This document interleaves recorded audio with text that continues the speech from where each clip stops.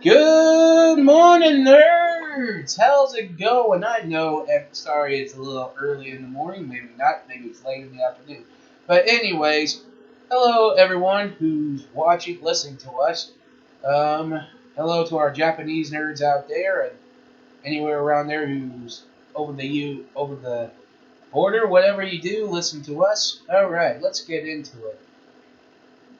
Well, shouldn't we introduce ourselves to the new people? Name's Mike.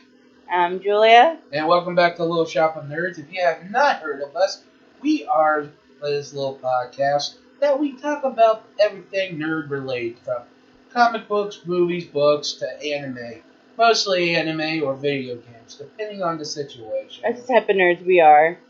And also, if you want to give us a like and a comment in the comments, and right now we're at 20 subscribers, we want to get up to 80, and we'll show our faces. We need 80 more. We need 80 more to show our faces. Yeah. So, right now we are about 20, which is not bad after almost a year. Mm-hmm. So, let's get right to it. What is today's hint, Jules? Today's hint is... Let me pull it up again. I believe there is someone for everyone. Meaning we are talking about a Keanu Reeves movie called Walk in the Clouds. If you've not heard of this, I don't blame you. I didn't heard of it until I saw like a 90s movie list that no one heard of. And that movie popped up there. I found it. Now, this movie, I don't think you can find it on any streaming service. You can maybe find it maybe on Amazon Prime, but with me, I think I found it on Vudu. Vudu, which is not bad. It was only, $5 or $4 to download, so it was not a bad price. But anyways, yes, I tell you, this is another romance movie we're going to talk about this month. And this one starts the great, you might know him from John Wick or Neo from The Matrix, John Wick. Or, not John Wick. Keanu Reeves. The great Keanu Reeves. Yes, everyone, he did a love movie. And you know what? It wasn't actually that bad. Yes, I looked on Rotten Tomatoes. They gave it a 75, which... That was the audience score. Sure, because I thought the audience score gave it a low. No, the audience score gave it a 75. It was the critics that gave it like a 46. My opinion is those critics should have gave it at least like a 70 or an 8, because the movie wasn't bad. It was actually really, really good. With it being 90s, there are some cheesy parts in it. But other than that, I actually really, really liked it, and I was telling Charlie about it, and Charlie said that even he wants to see it, because he thought that it sounded pretty interesting. Yes. Alright, since, like I said, this is a movie that is a romance movie, it's not a and it's from the 90s, but no, it's not a rom-com, because, if you ever look at it, 90s were built on teenage rom-coms, and you understood why. But anyways, like I said, this ain't a rom-com, this is actually a romance movie. Then and I think, and you can tell it's like one of those fancy romance movies, like you see overseas and stuff, like in France and shit. Well, let's get right to it. Yeah, okay, so it starts off with our main character, which I do not remember the character's name. Paul, I think. He came back from serving in World War II, and he noticed that everybody's significant others are showing up to, pick them up, but there is no one there to pick him up. His wife isn't there, because basically he ignored that. That's my dog squeaking his toy. So he noticed, he was talking about how him and his wife, they got married, and then he was shipped out basically the next day.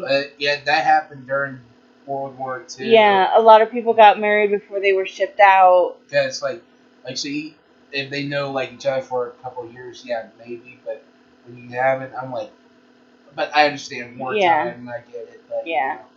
So,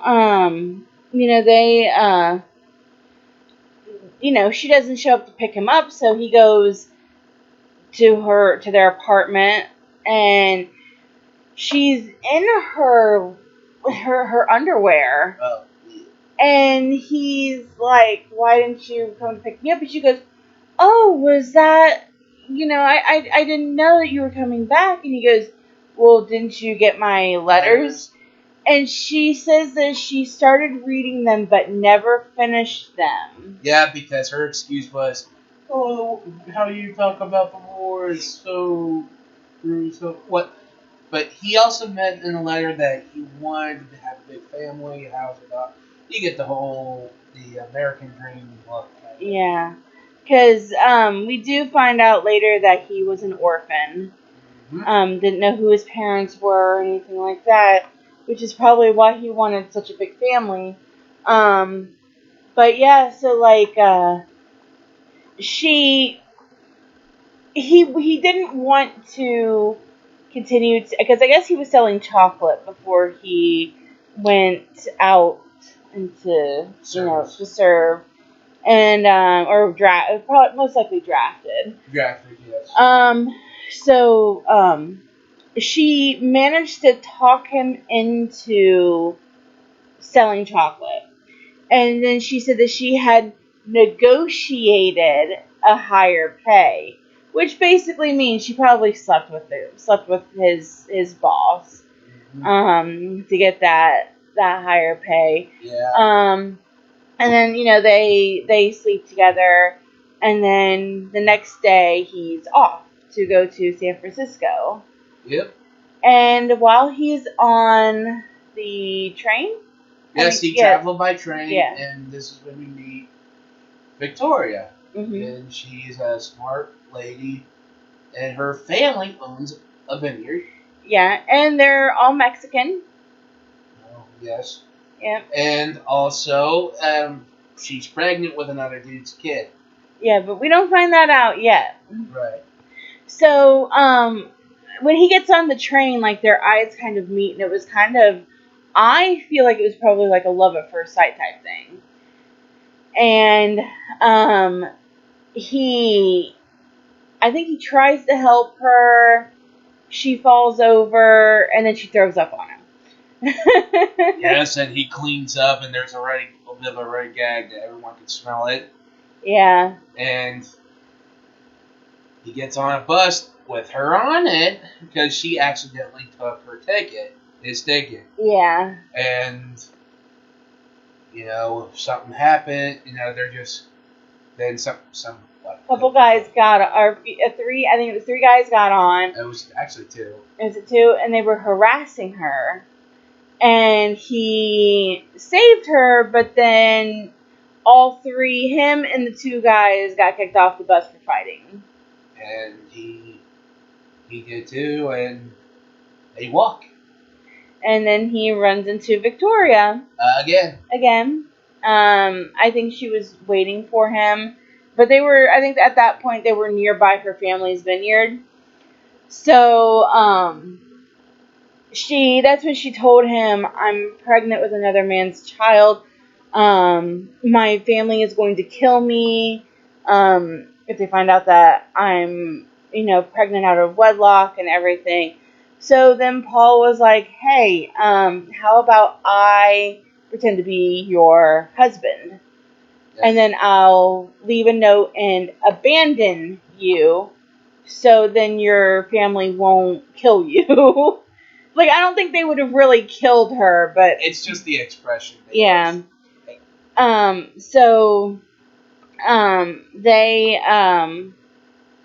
go into the vineyard. They get caught by some of the guys that work at the vineyard.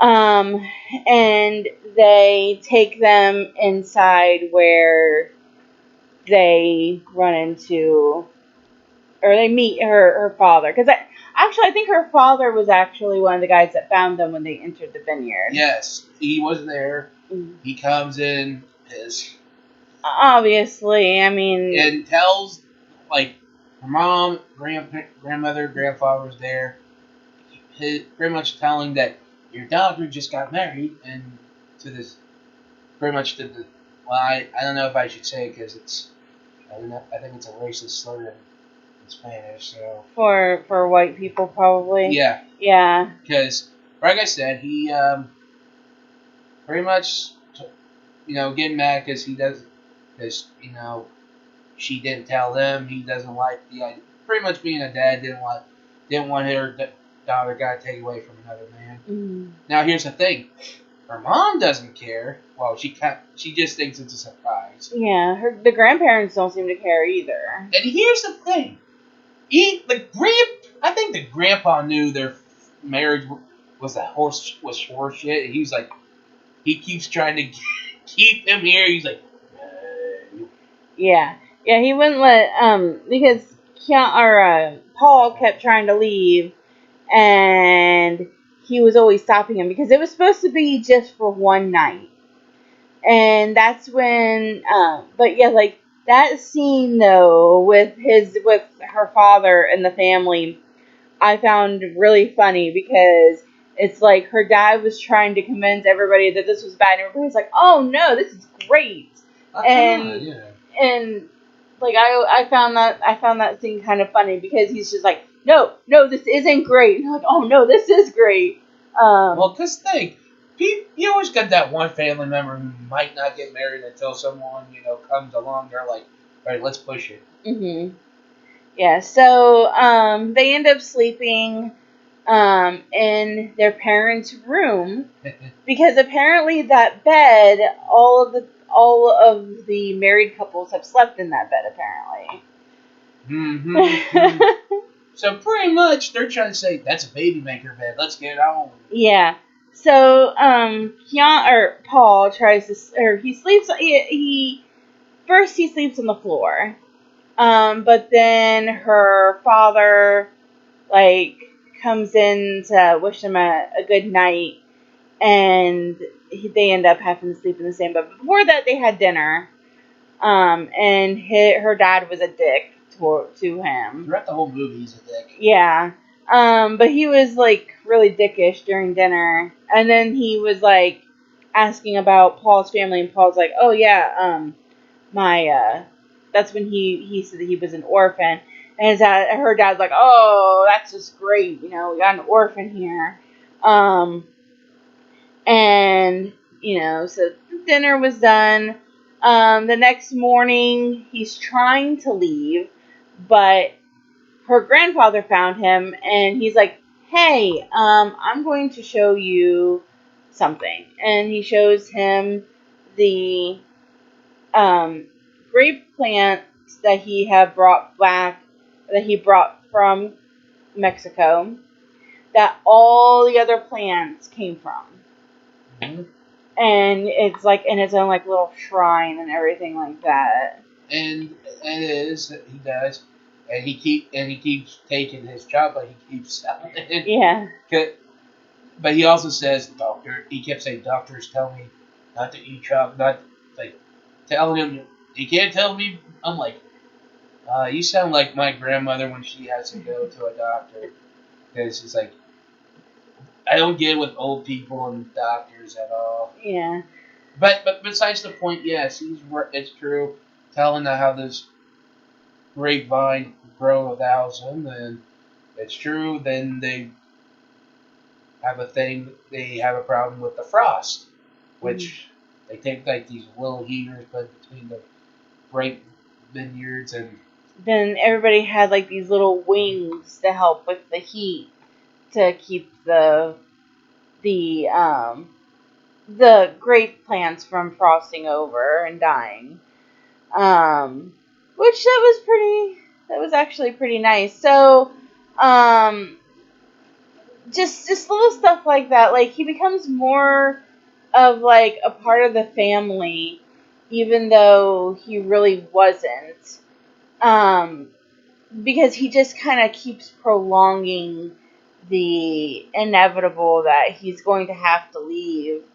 And they just keep like introducing him to the stuff that they do in the family, and like he helps with harvesting the grapes, and he helped make some of the wine and stuff like that. Celebrating, and there was a scene after they were done celebrating. Him and Victoria got a little was ready to get into a little action, but he was like, I can't. He knows he couldn't because he was married, but yeah, I'm like, bruh, do it. Yeah. He's like, get a divorce and go with her. What the fuck's wrong with you? So he does eventually. He met up with her grandfather, and they got drunk. Again. Yes. Met up again and got drunk. Yeah, and they were trying to woo her or something, trying to get her to come out or something like that. And she had to turn on the light in the room because I think they were fighting at that point. And there was a light.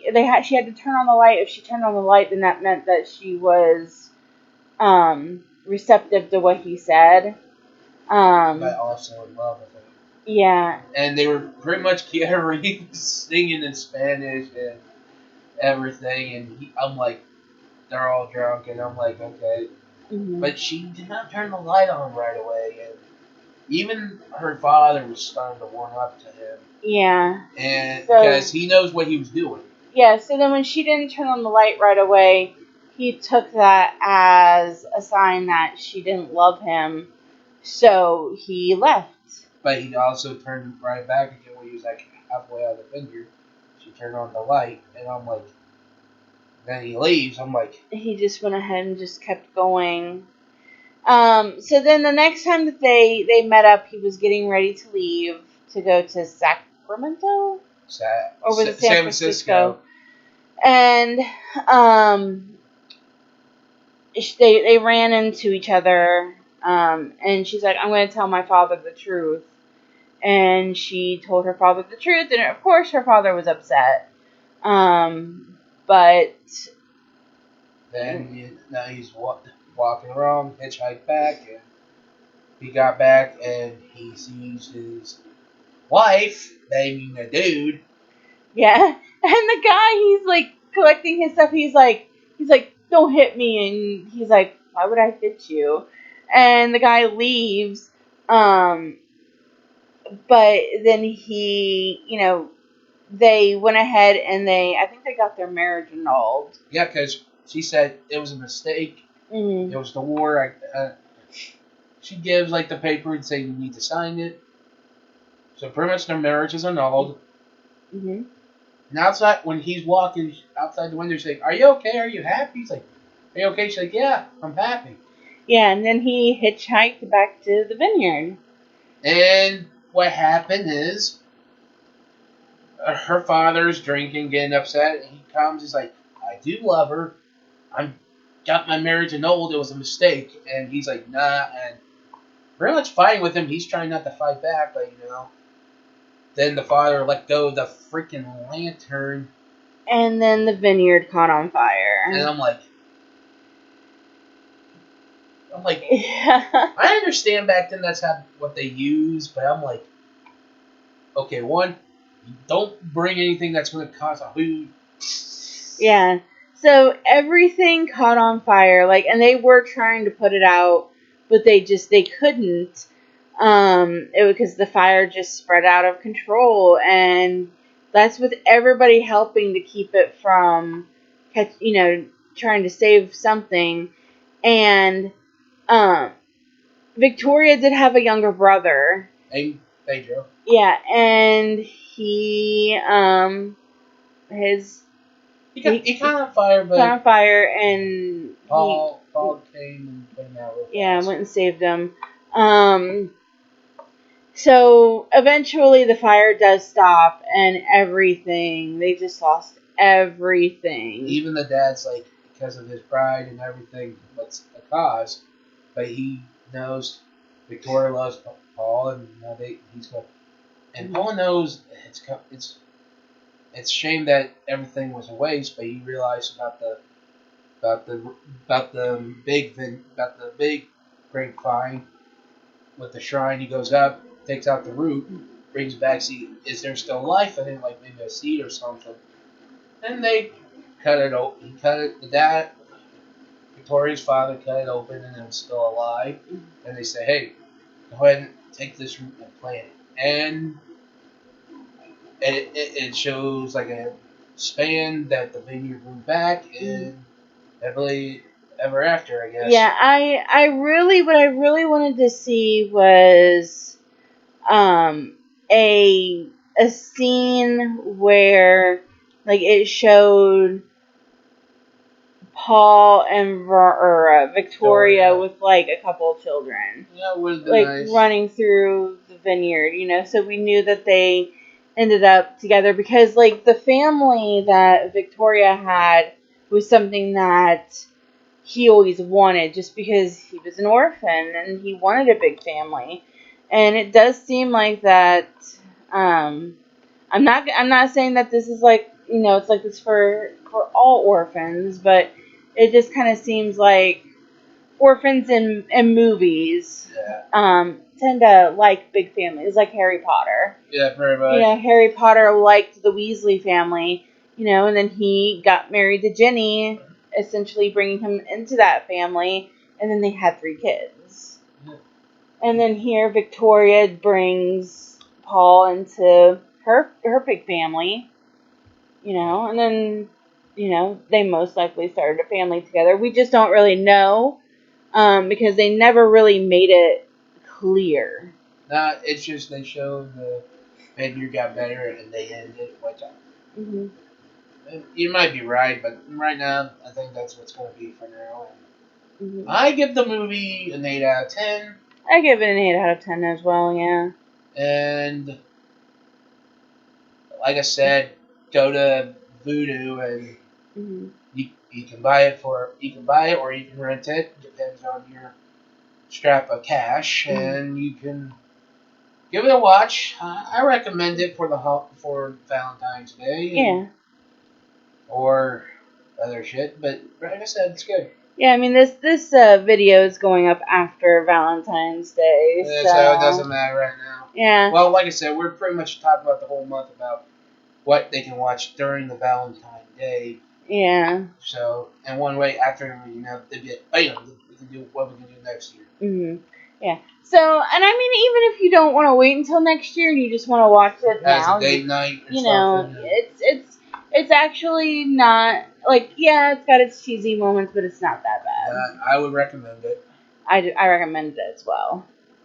Okay, well, that is it for A Walk in the Clouds. So, give us a like and a comment and subscribe. Like I said, we're at 20. We need 80 more to go. And we'll show our faces. And cosplay. Yep, Mike's gonna be Lady Tsunade from Naruto, and I will be Gordon from Black Clover. So next week's hint is simply going to be flags. And let that sink in. Yeah. So, like we said, like, subscribe, comment, all that jazz, and we will talk to you later. Bye. Bye.